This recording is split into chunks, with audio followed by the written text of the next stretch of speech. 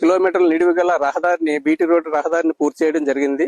ఇంకా మిగిలిన 500 మీటర్లు అక్కడక్కడ ఎత్తుపాలాలు ఉన్న చోట ఘాట్ రోడ్ సెక్షన్ లోని సీసీ రోడ్డు నిర్మాణం చేయవలసింది ఉంది. ఈ చేసిన బీటీ రోడ్డుకి ఇంకా బెర్న్స్ పని కూడా చేయవలసింది ఉంది. ఈ చేసిన బీటీ రోడ్డు నిర్మాణానికి సంబంధించి మాకు ప్రభుత్వం వారు, గౌరవ డిప్యూటీ సీఎం గారు మరియు కమిషనర్ పిఆర్ అండ్ ఆర్డీ వారి ఉత్తర్వుల మేరకు చేసిన పనికి వెండర్స్ కి పేమెంట్ చేయడం కోసం క్వాలిటీ కంట్రోల్ టెస్టులు అయిన తర్వాత సిఫార్సు చేయడం జరుగుతుంది. అందులో భాగంగా క్వాలిటీ కంట్రోల్ ఇన్స్పెక్షన్స్ ని ఈ కిందటి వారం చేయడం జరిగింది. వారు అన్ని కూడా తీసుకుని వెళ్లారు, ఆ టెస్టులు చేస్తున్నారు.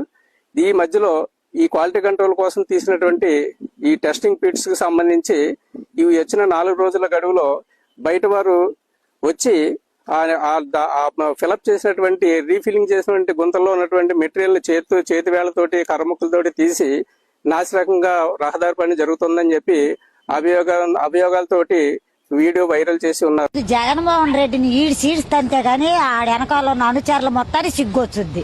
ఎవరి మీద బురద రుద్దుతాడు ఈడు జగన్మోహన్ రెడ్డి? ఎవడ తేరగొన్నాడు రుద్దించుకోవటానికి? మేము